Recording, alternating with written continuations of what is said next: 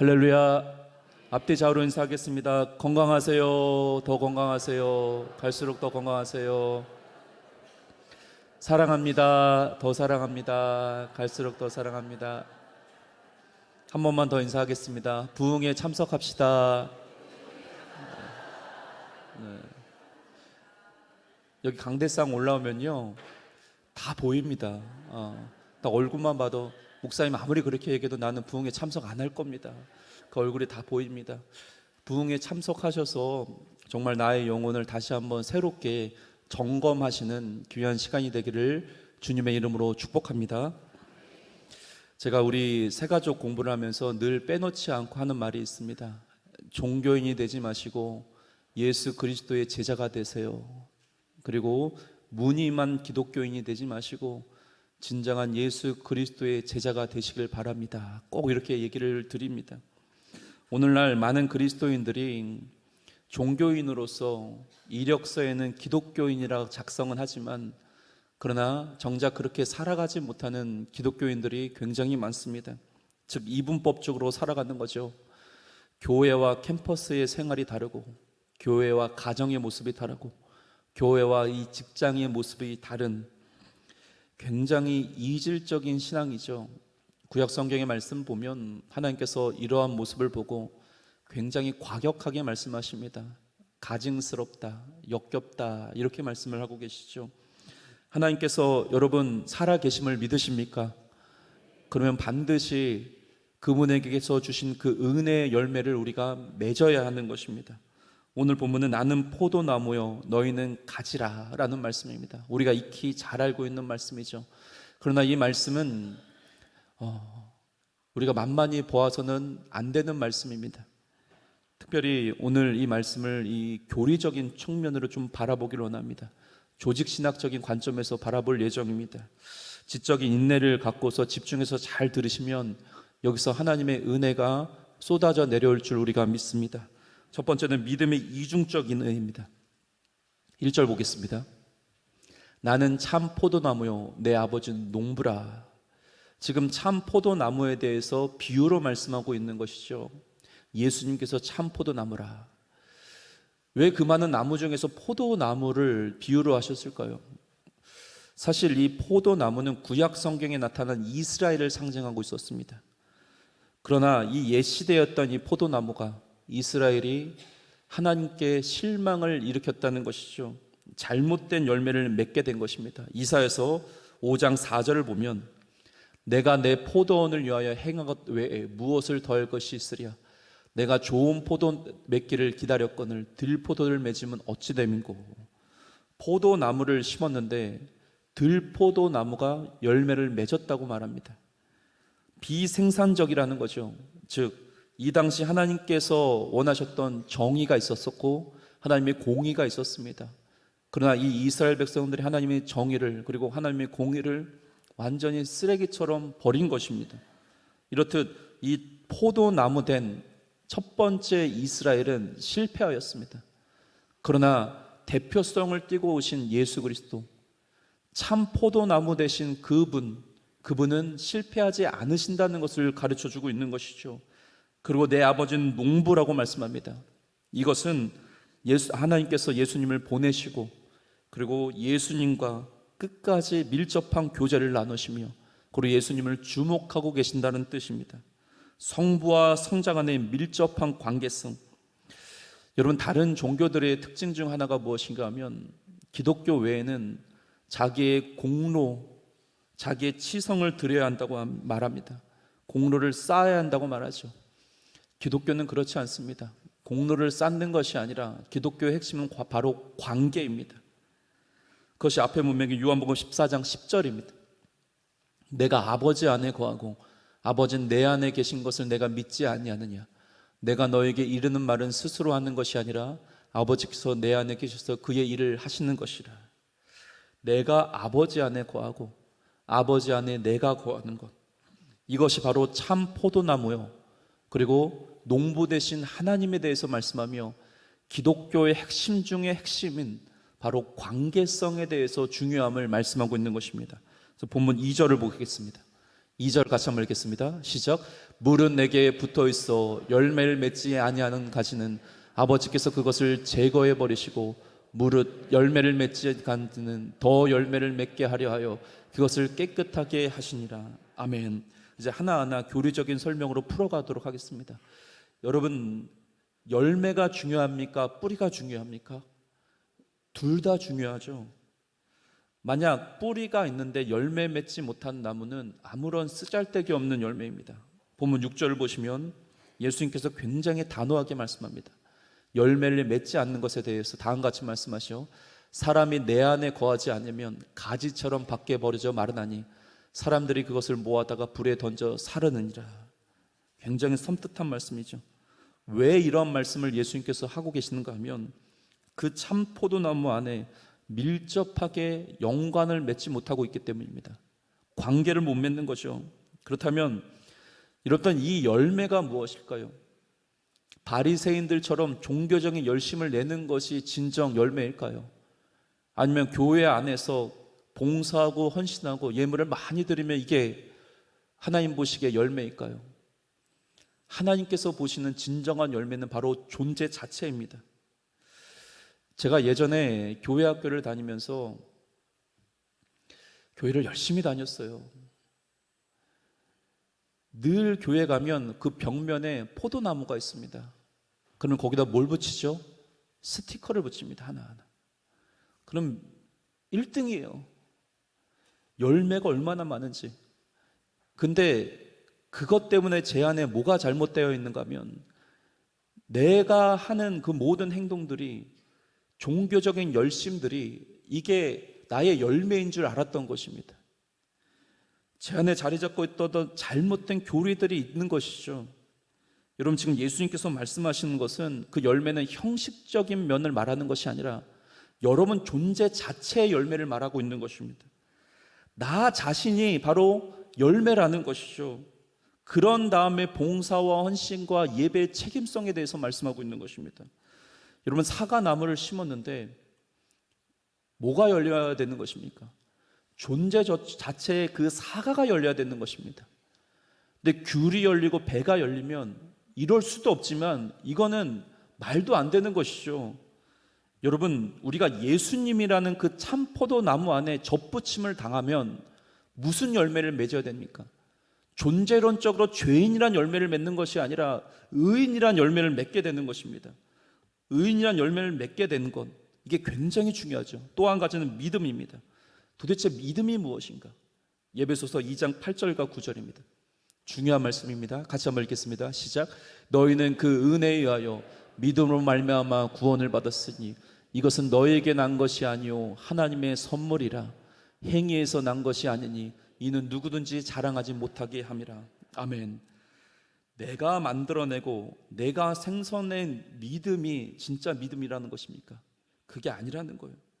진짜 믿음은 하나님께서 주신 은혜로 말미암아 선물로 주신 믿음이 진짜 믿음이라는 것입니다.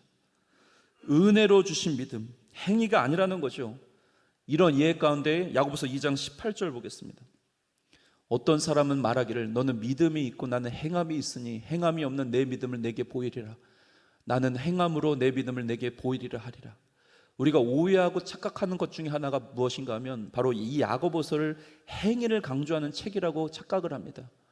야고보서는 행위를 강조하는 것이 아닙니다. 행위 먼저 그 앞에 뭐가 있습니까? 믿음이 있습니다. 믿음으로 말미암아 행위를 보이라는 것이죠. 즉 믿음과 행위가 같이 동시적으로, 구별은 되지만 동시적으로 다발적으로 이루어져야 된다는 것을 말해주고 있는 것입니다. 이것을 칼빈은 믿음의 이중적 은혜라고 말합니다. 표를 잠깐 보겠습니다. 이게 믿음의 이중적 은혜입니다. 여러분 보세요. 믿음이 있습니다. 위에도 언급했듯이 이 믿음은 내가 추출해내는 믿음이 아니라 하나님께서 은혜로 주신 그 선물, 진짜 믿음이 있다면 두 가지에 대해서 반응을 일으켜야 된다고 말합니다. 구별은 되지만 동시다발적으로 이 두 가지가 이루어져야 되는 것입니다. 첫 번째는 바로 칭의입니다. 그것은 단회적인 사건이죠. 칭의라는 것은 내가 너를 의롭게 하였다라는 뜻입니다. 내가 너를 하나님의 자녀로 구원의 백성으로 인도하였다는 것이죠. 땅 너는 이제 끝났다. 너는 이제 죄인이 아니다. 의인이라는 것입니다. 이건 단회적인 사건입니다. 그러면 우리 안에 참된 믿음이 있으면 칭의로 끝나는 것인가? 아니에요. 동시적으로 성화가 우리 심령 가운데 같이 들어오는 것입니다. 이 성화라는 것은 단회적인 사건이 아니라 점진적인 사건입니다. 반복적이죠. 그렇다는 것은 시간이 있어야 된다는 것을 가르쳐주고 있는 것이죠. 성화입니다. 거룩함, 나의 변화, 죄를 끔찍히 싫어하고 죄를 분별할 줄 알고 하나님을 사랑하고 이웃을 사랑하며 예배를 목숨처럼 생각하는 이것이 성화입니다. 여러분 안에 참된 믿음이 있으면 내가 하나님의 자녀가 되는 칭의만 이루어지는 것이 아닙니다. 이게 어디 교리인가 하면 구원파적인 교리입니다. 그 어떤 죄를 범하여도, 그 어떤 하나님 앞에 잘못된 행동을 하더라도 나는 칭의로서 하나님의 자녀다. 나는 천국 백성이다. 이걸로 끝나는 것이 구원파 교리입니다. 성화가 없는 거예요. 성화가. 여러분, 진짜 내 안에 믿음이 있으면 하나님의 자녀가 되는 칭의뿐만 아니라 성화가 같이 이루어져야 되는 것입니다. 굉장히 경외해야 되는 교리죠. 생각해 보시기 바랍니다. 처음부터 하나님께서 허락하시지 않는 참된 믿음이 없으면 나는 이 성화가 이루어지지 않는 것입니다. 거룩하게 살지를 못하는 것이죠. 열매인 성화가 내 안에 일어나지 않는 이유는 뿌리가 없었기 때문에 그렇습니다. 참된 믿음이 없기 때문에 거룩해지지 못하는 거예요. 우리가 그렇다고 오해하지 말아야 될 것은 성화를 통하여 칭의를 이룬다는 그런 말씀이 아닙니다. 이건 바리새인적인 교리입니다. 그러나 정말 내 안에 칭의가 있다면 성화가 같이 일어나는 것입니다. 그런데 10년, 20년, 30년이 되어도 변화가 이루어지지 않아요. 거룩함을 사모하지 않아요. 성품에 대한 그 아집들이 변화가 되질 않아요. 이건 여러분, 믿음이 없는 겁니다. 믿음이 있어도 그건 자기가 만들어낸 믿음이에요. 마치 종교적인 형식으로서 내 믿음을 내가 고취시키는 겁니다. 마치 이 거미가 궁뎅이에서 실차를 풀어내듯이 자기가 만들어낸 확신들에서 만들어낸 믿음들, 자기의 신념 속에서 만들어낸 믿음들, 이런 믿음은 거룩에 이루지 못합니다. 접붙임을 강하게 붙어져 있어야 되는데 내가 만들어낸 믿음으로 뭐가 접붙임이 되겠습니까? 믿음의 성질에 대해서 여러분, 내가 구원을 받았다, 내가 하나님의 백성이 되었다, 천국을 꼬리에 나는 티켓을 얻었다, 이 정도로 이해하시면 안 됩니다. 믿음이 있으면 주님이 내 안에 함께 계시면 반드시 변화되게 되어 있습니다. 지금 이 땅에서 변화되어 있습니다. 변화되어 수밖에 없다는 것이죠. 여러분, 잊지 마셔야 될 것은 뿌리를 보고 열매를 아는 것이 아니라 열매를 보고 뿌리를 아는 것입니다. 나라는 존재 자체의 열매를 보고서 진짜 믿음이 있는지를 알게 되는 거예요. 마태복음 7장 20절과 21절입니다. 그것을 명확하게 예수님께서 이렇게 말씀하십니다. 이러므로 그들의 열매로 그들을 알리라. 21절 같이 읽겠습니다. 나로 주여 주여 하는 자마다 다 천국에 들어올 것이 아니요 다만 하늘에 계신 내 아버지의 뜻대로 행하는 자라야 들어가리라. 그렇습니다. 지금 예수님께서 행위 구원을 말하는 것인가요? 그게 아니에요. 무엇으로 판단하시겠다고 말씀합니까? 그들의 열매입니다. 주여 주여 하는 종교적 형식으로서 천국에 들어가는 것이 아니라 내가 너희의 행위를 보고서 천국에 입성하게끔 하겠다고 말씀합니다. 이거는 행위 구원을 말하는 것이 아니라 정말 너희 안에 예수 그리스도가 있냐라는 것을 물어보고 있는 것.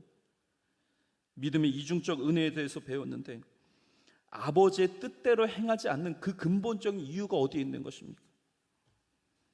그것은 생명의 그 진액으로부터 진액이 공급이 되지 않기 때문에 그렇습니다. 그러니까 그 말씀대로 살아가지 못하는 거죠. 목사님, 저는 마음은 안 그러는데 그렇게 되네요. 그런 말은 없습니다. 마음이 그렇기 때문에 그렇게 우리가 살아가는 것입니다. 여러분, 우리가 잊지 말아야 될 것은 믿음이 그 사람의 행위이고 행위가 그 사람의 믿음입니다. 우리의 믿음이 현실이 되어야 하는데 믿음은 살아내는 것입니다. 그리고 살아내는 것이 믿음입니다. 다시요. 믿음은 살아내는 것이고 살아내는 것이 믿음입니다. 제가 30년, 40년 이 선배 목사님처럼 많은 사역을 하진 않았지만, 목회를 하지 않았지만 늘 제 안에 의문점이 하나가 있습니다. 예수를 믿어도 믿는다고 해서 그 성품과 아집과 고집이 꺾여지는가? 다른 사람을 대하는 태도가 바뀌어지는가? 어떤 목사님은 실제적으로 30년, 40년 목회를 끝내고 나서 마지막에 이런 말씀을 하셨습니다. 예수를 믿어도 사람은 잘 변하지 않습니다. 이렇게까지 말씀하신 것을 제가 들었어요. 그만큼 인간의 끈질긴 죄성들, 집요한 아집들 정말 잘 꺾이지 않습니다. 그러나 예수 안에 접붙임을 당하면 변화될 줄 믿습니다. 우리 안에 예수 그리스도께서 함께 계심을 믿으십니까? 이걸 뭐라고 얘기하면 거듭났다고 말합니다. 존재 자체로 거듭이 난 거예요. 중생했다고 말합니다. 존재 자체로 중생한 것. 새 창조되었다고 말합니다. 존재 자체로 완전히 새롭게 창조된 것입니다. 그러면 거듭났으면 거듭난 자로 살아가는 것입니다. 새 창조되었으면 새 창조된 모습으로 살아가는 것입니다. 왜요? 예수 그리스도의 생명이 내 안에서 꿈틀꿈틀거리기 때문에 그렇습니다. 생명이 있으면 반드시 꽃이라는 열매를 맺게 되어 있습니다. 싹이 나고 아름다운 꽃들의 열매가 맺히는 것이죠. 그분을 경외할 줄 알고 하나님의 말씀을 사모할 줄 알고 예배를 사모할 줄 알고 온 힘을 다하여 하나님께 영광을 올려드리며 살아가는 삶들. 여러분, 우리가 주님 앞에서 솔직하게 반응하셔야 됩니다. 나는 지금 현재 무슨 열매를 맺고 있는지, 하나님 앞에 무슨 열매를 보여드릴 수 있는지를 살펴보셔야 됩니다. 이것과 더불어서 내 안에 정말 칭의와 칭의를 넘어 성화가 이루어지고 있는지를 살펴보셔야 합니다. 모든 전 인생을 걸고 살펴보셔야 돼요. 여러분, 죄를 지어 보시기 바랍니다. 죄가 지어집니까? 죄를 일부러 지으려고 해도 안 지어지는 거예요. 거듭 남자가 새 창조된 자가 어떻게 죄를 지으려고 합니까? 그럴 수 없는 거예요. 남을 일부러 미워해 보려고 하십시오. 시기하고 질투하고 살아보려고 노력해 보십시오. 그게 됩니까? 존재적으로 완전히 변화가 되는데 그렇게 할 수가 없는 거예요. 죄와 싸우는 거죠. 몸부림치는 것입니다. 이 예수님의 말씀이 여러분의 중심을 후벼 파야 합니다. 그게 은혜인 거예요. 그래야지만 변화가 일어납니다. 삶에 전혀 변화가 일어나지 않는 것은 결국 은혜를 경험하지 못했기 때문입니다. 나는 은혜를 경험했습니다. 나는 은혜를 받았습니다. 근데 전혀 삶의 변화는 없다. 그냥 그렇게 느낀 것뿐입니다. 은혜를 그냥 느낀 거죠. 여러분, 정말 은혜를 경험하면 말도 하지 못합니다. 그 말씀 앞에서 수치스러움들, 민낯이 드러나는 것들, 이런 이루 말할 수 없는 하나님의 말씀이 내 심령을 비집고 들어오는데 어떻게 우리가 웃으면서 은혜 받았다고 쉽게 말할 수 있을까요? 은혜 받았다는 증거는 말이 아니라 삶으로 증명하셔야 됩니다. 은혜는 그렇게 증명되는 거예요. 은혜 받으면 가치관이 변화되고 사상이 변화되고 우리의 중심이 변화되는 거죠. 변화되시기를 주님의 이름으로 축복합니다. 두 번째는 사랑 안에 거하라입니다. 5절 같이 한번 읽겠습니다. 시작. 나는 포도나무요 너희는 가지라. 그가 내 안에 내가 그 안에 거하면 사람이 열매를 많이 맺나니 나를 떠나서는 너희가 아무것도 할 수 없음이라. 아멘. 정말 아무것도 할 수 없으세요? 주님이 없으면 아무것도 할 수 없으세요? 주님이 없어도 다 할 수 있지 않으십니까? 예수님과 동고동락한다는 것은, 그분의 그 진액을 빨아들인다는 것은 여러분 정말 불편한 일입니다. 내 마음대로 못 살아요. 제재를 당하고 주의를 목숨처럼 지켜야 합니다. 그러나 이게 복입니다. 그분에게 접붙임 당하고 있는 것이 복인 거예요. 불편할 수 있어요. 무너질 수 있습니다. 그러나 완전히 무너지지 않고, 좌절할 수 있지만 완전히 좌절하지는 않습니다. 문제는 우리가 피 흘릴까지 죄와 싸우지 않는다는 것이죠. 왜 피 흘릴까지 죄와 안 싸우냐면 그 안에 생명이 없기 때문에 그렇습니다. 혹시 최건능 목사님이라고 들어보셨습니까? 굉장히 예전에 사역했던 목사님이신데 예수천당 불신지옥이라고 들어보셨을 것입니다. 그 예수천당 불신지옥을 외쳤던 분이에요. 이분이 신앙 안에서 타협하지 않는 분이죠. 신사참배를 요구한 데 있어서 나는 절대로 신사참배를 못한다. 감옥에 갇혀서 채찍질을 당합니다. 한 대 딱 얻어맞으면 보통 사람들 어떻게 합니까? 막 소리를 지르든지 아프다고 하든지 고함소리를 내든지 해야 되는데, 채찍질을 딱 때리면 예수, 또 한 대 때리면 예수. 그 때리는 사람이 말하죠. 너는 예수뿐이 할 줄 모르냐? 최건능 목사님이 이렇게 말합니다. 나는 머리부터 발끝까지 예수로 가득 차 있어서 예수밖에 모른다. 그렇기 때문에 내 몸이 움직일 때마다 예수가 내 입에서 튀어나오는 것이다. 때리면 착 때리면 예수, 때리면 예수. 여러분, 내 안에 예수로 충만한 사람이 복입니다. 우린 어떤가요? 턱 건들면 물질, 턱 건들면 자존심, 턱 건들면 내 욕심들, 내 시기들, 턱 건들면 내 자아들, 내 자존심들.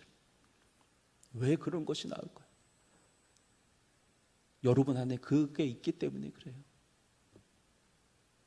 내 안에 무엇이 있는가가 드러날 수밖에 없는 거예요. 탁 때리니까 내 안에 예수뿐이 없으니까 예수만 나오는 거예요. 사랑하는 성도 여러분, 세상으로부터 나오는 그런 핍박과 어려움과 고난이 있을 때 여러분들이 반응해야 될 것은 예수뿐이 없습니다. 왜요? 주님이 내 안에 함께하고 계시기 때문입니다. 본문 8절입니다. 같이 읽겠습니다. 시작. 너희가 열매를 많이 맺으면 내 아버지께서 영광을 받으실 것이요 너희는 내 제자가 되리라. 아멘. 열매를 많이 맺으면 하나님께서 영광을 많이 받으실 것이다. 이 영광을 받으신다는 것은 나라는 존재가 거울이 되라는 것입니다. 하나님이 계시고 그 하나님의 영광이 나라는 거울로 통해서 세상 사람들에게 드러내는 것이 바로 하나님께 영광을 올려드리는 것입니다. 입증하라는 거예요. 하나님이라는 존재를 나라는 삶을 통하여 입증하라는 것입니다. 증명하라는 것이죠. 내 제자가 되리라. 잘 보시기 바랍니다. 다시 한번 8절 보여주시기 바랍니다. 너희는 내 제자가 되리라. 믿음을 보고, 아니에요, 믿음으로 나오는 열매를 많이 맺으면 내 제자가 되리라 라고 말씀하고 있습니다. 이스라엘의 문제가 무엇이었습니까? 포도나무에 수많은 포도가 많이 맺히지 못해서 책망받는 것이 아닙니다. 포도나무에 포도의 열매가 맺었는데 들포도나무를 열매를 맺으니 이것 때문에 책망을 받는 거예요. 주님은 열매를 수치라고 말한 적이 단 한 번도 없습니다. 만약 수치라면 예수님은 실패한 사역입니다. 12명뿐이 되지 못하는 제자들, 그러나 그 12명을 통하여 사도행전을 넘어가서 3,000명, 5,000명이 변화되는 놀라운 역사가 일어나는 것이죠. 또 다른 열매들이 생기는 것입니다. 결국 신앙은 소속의 싸움입니다. 누구 안에 있느냐, 누구 안에 거하느냐. 학생은 학교에 소속이 되어야 돼요. 만약 학생이 학교에 소속이 되지 않고 깡패 집단이나 클럽이나 다니면 결국 그거에 대한 열매를 맺게 될 것입니다. 그리스도인은 그리스도 안에 소속되어 있는 사람들입니다. 중요한 것은 내가 열매를 맺는 것이 아니라 주님이 열매를 맺게끔 하신다는 거죠. 9절입니다. 9절 읽겠습니다. 시작. 아버지께서 나를 사랑하신 것 같이 나도 너희를 사랑하였으니 나의 사랑 안에 거하라. 그분과의 관계의 소속의 싸움은 사랑이 없이는 할 수가 없습니다. 9절 말씀을 잘 보세요. 얼마나 우리의 마음을 요동치는 말씀인지. 하나님이 예수님을 사랑하신다고 말씀합니다. 그 사랑이 어떤 사랑일까요 도대체? 깊이와 넓이와 높이와 깊이, 길이. 하나님께서 얼마나 예수님을 사랑하실까요? 근데 놀라운 것은 예수님이 우리를 그만큼 사랑하신다는 거예요. 그런 가운데 뭐라고 말씀합니까? 네 힘으로 사랑해봐라, 네 능력으로 사랑해봐라, 그런 말씀이 아닙니다. 열매를 많이 맺기 위해서는 사랑 안에 뭐하라고 말씀합니까? 거하라는 거예요. 사랑 안에 거하라. 주님의 사랑 안으로 들어오라는 것이죠. 여러분, 사랑은 지치지 않습니다.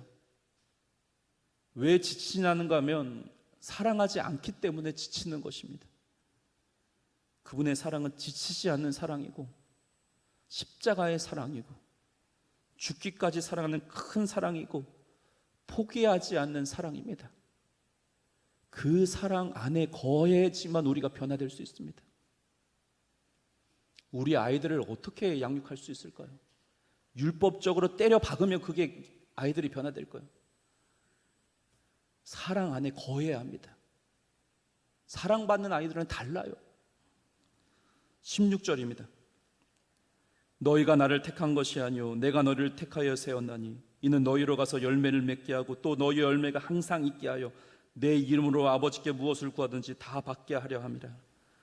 우리에게 소망이 있고 열매를 맺을 수 있는 가장 근본적인 이유가 무엇인가 하면 내가 주님을 선택한 것이 아니요 주님이 나를 선택하셨기 때문입니다. 이게 놀라운 복음이죠. 가능성이 없는 존재들, 오역과 실패와 좌절 가운데 살아가는 인생들, 그런 자들에게 은혜를 주시고 믿음을 선물로 주시며 하나님의 놀라운 열심으로 칭의와 성화의 복을 주신 하나님. 우리가 잘 아는 말씀 고린도후서 5장 17절입니다. 같이 읽겠습니다. 시작. 그러는지 누구든지 그리스도 안에 있으면 새로운 피조물이라. 이전 것은 지나갔으니 보라 새 것이 되었도다. 새로운 피조물, 곧 하나님의 형상, 예수 그리스도, 완전하신 예수 그리스도 안에 거하는 자는 새로운 피조물, 하나님의 형상으로 거듭난 것이다, 존재론적으로 바뀐 것이다 라는 말씀입니다. 여러분, 기독교는 인간을 고쳐 쓰는 게 아니에요. 개선시켜서 쓰는 것이 아니라 기독교는 죽여서 완전히 새롭게 재창조하는 것이 기독교입니다. 이게 핵심이에요. 사람이 고쳐집니까? 개선됩니까? 그게 아니에요. 완전히 십자가로 내리쳐서 죽여서 새롭게 하는 것이 기독교입니다. 십자가, 그 예수 그리스도의 죽으심 앞에, 죽으심 안에 우리도 같이 죽고 그분이 부활하심으로 말미암아 우리도 같이 부활하는 것, 죽여서 살리는 방식으로 하나님의 형상을 만들어 가시는 것입니다. 여러분, 우리가 살다 보면, 같이 살다 보면 닮는다고 말하죠. 저도 아내와 결혼하기 전에는 닮았다는 소리 한 번도 들은 적이 없어요. 근데 결혼하고 나서 닮았다는 소리를 왕왕 들을 때가 있습니다. 제가 장가가기 전까지는 순댓국을 못 먹거든요. 근데 아내가 순댓국을 좋아하니까는 그냥 먹었어요. 먹다 보니까 또 맛있더라고요. 그러니까 아내가 좋아하니까는 같이 먹는 거예요. 닮아가는 것이죠. 제가 사진 한 장을 보여줄 텐데 제가 그 쌩얼이라고 하죠. 안경을 딱 벗고서 한 6년 전인가 5년 전에 찍은 사진인데 우리 둘째 딸이랑 같이 찍은 사진. 이거 보여줄까 말까 정말 고민을 많이 했습니다. 쌩얼이라고 해서 고민 많이 하다가 그래도 우리 강성의 가족들인데 가족들한테 보여줘야겠다. 담대함으로 보여줍니다. 잠깐 보여드릴 거예요. 잠깐 보여주세요. 안경 딱 벗고서 둘째 딸인데 닮았나요?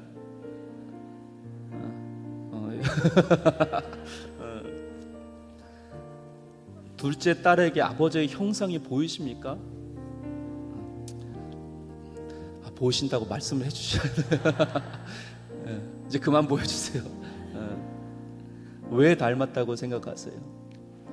내 씨이기 때문에, 내 씨이기 때문에, 내 자녀이기 때문에, 아버지고 자녀이기 때문에 닮는 거예요.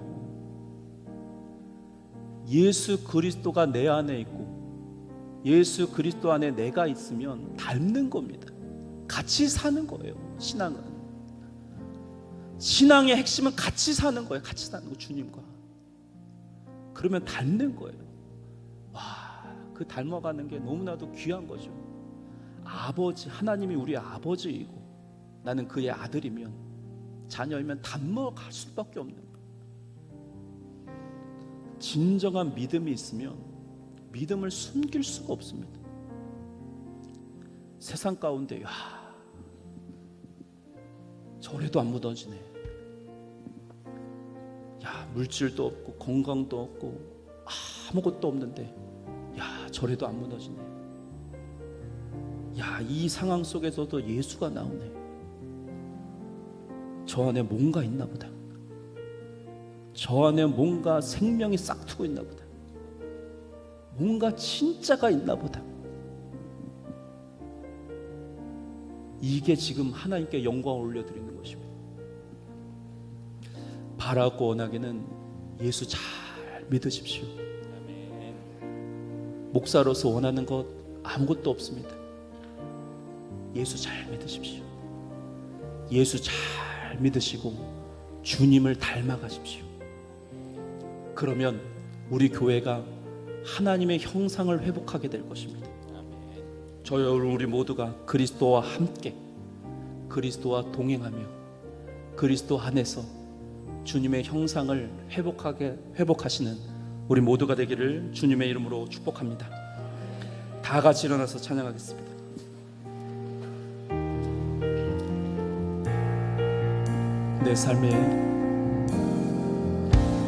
내 삶의 소망, 내가 바라는 한 분, 예수 닮기를 내가 원하네. 한없는 사랑,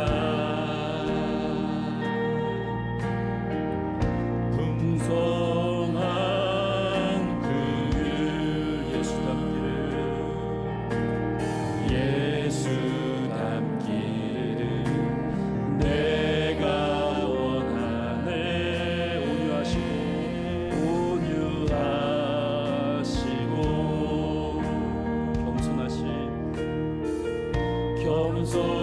겸손하신 성부, 예수 닮기를, 예수 닮기를 내가 원하네. 자비하시고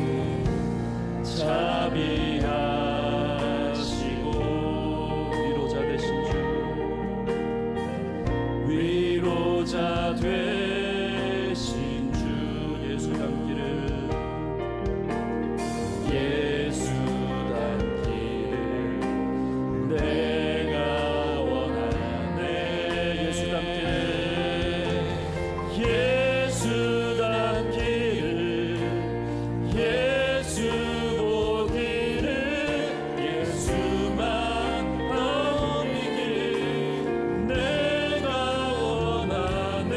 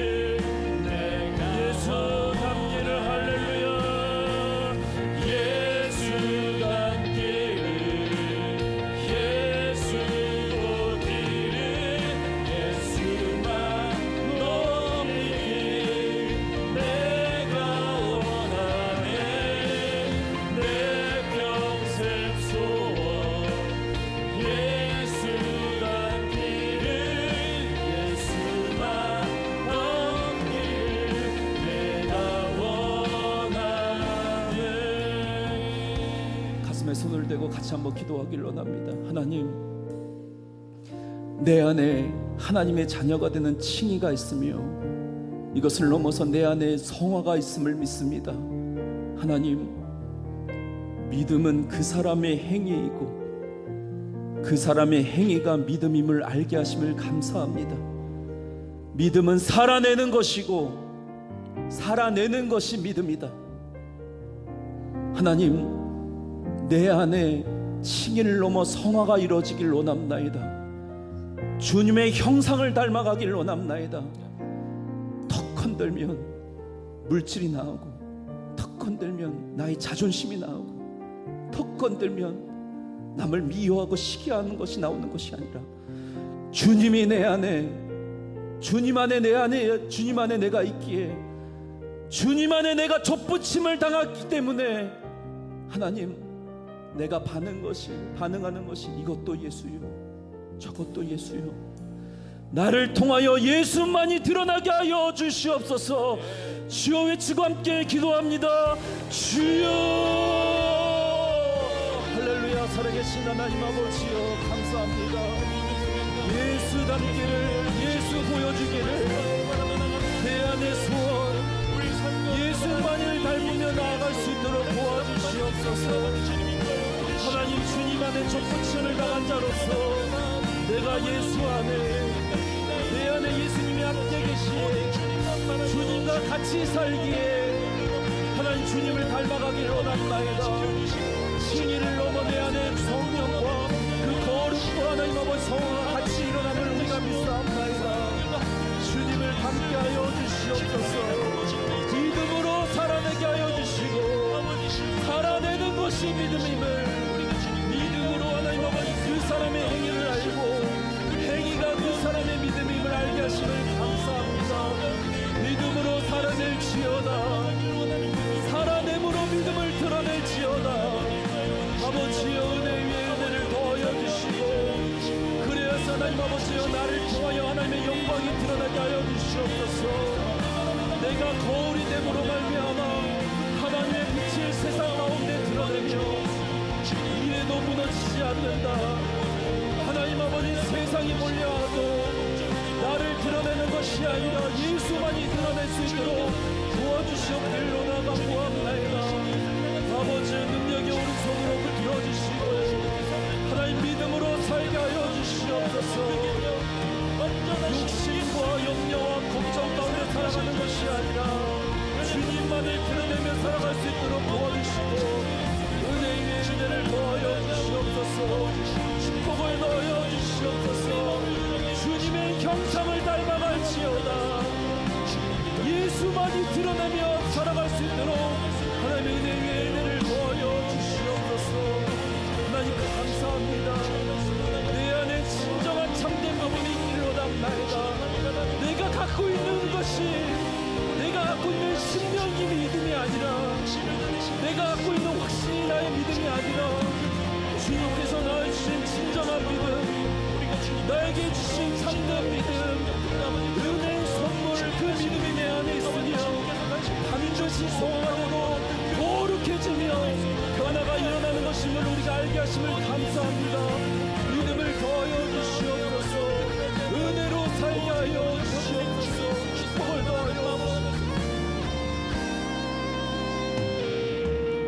사랑과 은혜가 충만하신 하나님 아버지여, 우리가 참된 믿음이 있다면, 내 안에 진정한 예수 그리스도가 있다면 내가 하나님의 자녀가 되는 권세, 칭의만 주어진 것이 아니요 점진적인 사건인 성화도 같이 이루어지는 것임을 잊지 않도록 도와주시옵소서.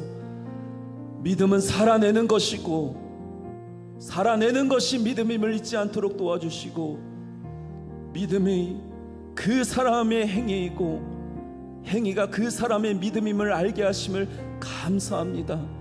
하나님, 우리 안에 예수로 가득 채우길 원합나이다. 내 안에 예수 그리스도만이 드러낼 수 있도록 도와주시며, 턱 건드렸을 때 내 안에 욕심이 튀어나오고, 턱 건드렸을 때 내 안에 자아와 내 자존심이 튀어나오며 거짓과 미움이 튀어나오는 것이 아니라 세상이 몰려있을 때 내가 드러낼 수 있는 것은 온전히 예수뿐이다. 우리 모두가 예수를 잘 믿게 하여 주시옵소서. 예수 잘 믿고 주님의 형상을 닮아가며 하나님의 나라를 확장하는데 크게 쓰임받을 수 있도록 도와주시옵소서. 모든 것 하나님께 감사드리며 살아계신 예수님의 이름으로 기도드리옵나이다. 아멘.